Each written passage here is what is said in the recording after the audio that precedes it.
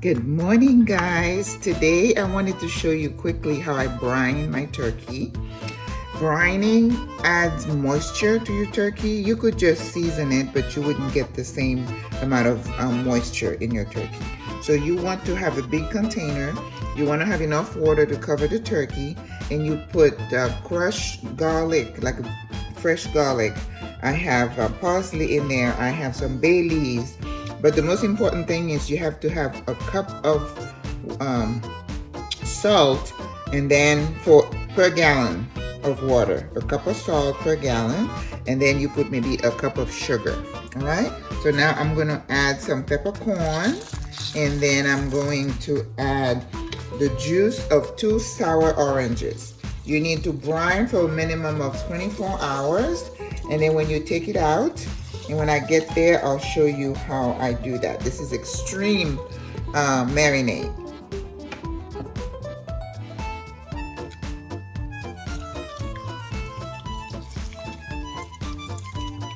Extreme marinade. All right, guys, so I also have some onions, and I have some hot pepper. I have a couple of whole ones, and I have a couple of sliced ones, just to add a little bit of flavor. So when you brine your turkey, again, in addition to moisture, you have all that goodness inside the meat.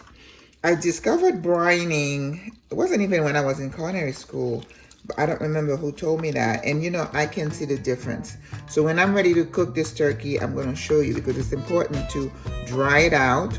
And you know, experts say once you brine the turkey for about 24 hours to 48 hours, you don't need to season it. But hey, you know me, I have to season it more flavor.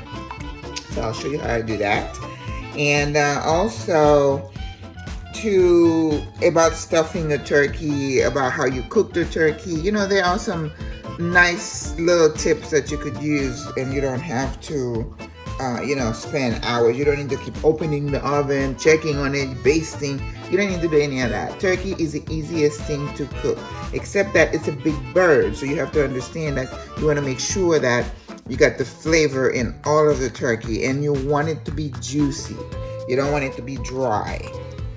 All right, so peppercorn, whole peppers, you know, peppercorn, and I have some allspice in here, bay leaves, I have onions, and I have scotch bonnet peppers, whole and sliced. Again, sugar and salt. 1 cup of salt per gallon of water. And then I just put like a whole cup of sugar. You don't want it to be sweet. You just want to balance out that flavor. And let me tell you, now the other problem we may have when you're brining is to find a container that is big enough so you can submerge the turkey. I'm just lucky that I got this pan from when I had the restaurant, and I have another fridge, so I can take some shelves out and sit it in there, because it needs to be cool. Remember, it is poultry, and there's a chance that you could contaminate this meat and get the, you know, you get sick from salmonella, and you don't want that. So you want to put it in a cool environment, either in the fridge, or some people use a big cooler. They put the brine in, and then they cover it with ice. The trick with that is that the ice turns to water, so which means you're going to dilute your brine, and your flavoring is not going to be the same ratio. Okay, so you could do that if that's what you have. But if you can't brine the turkey, you still can, you know, cook a decent turkey. So brining is my preference method, my preferred method. But if you don't have you know, the place to brine the turkey and let it sit, you don't have the room, you can just, you know, cook your turkey, and it's perfectly fine. You can still have a good moisture. Again, when I cook it, I'll give you some tips on how I do that. All right, guys, so this, and of course I tasted it, so the balance, the flavors are great. So this is my turkey in the brine.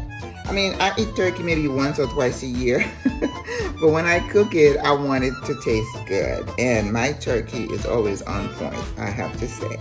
The trick is to show you how to get that crispy skin on the outside. Nobody wants to put on the table a pale looking turkey that looks pretty miserable. We don't want to do that. You want a turkey that is, the skin is crisp and golden, and when you Put your fork in it, the juices come out. Oh, there's nothing quite like that.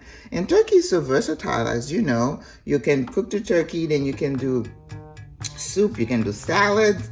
I mean, boy, I've cooked turkey just for me and just partition it and put it in different, containers for different dishes. You can do that too.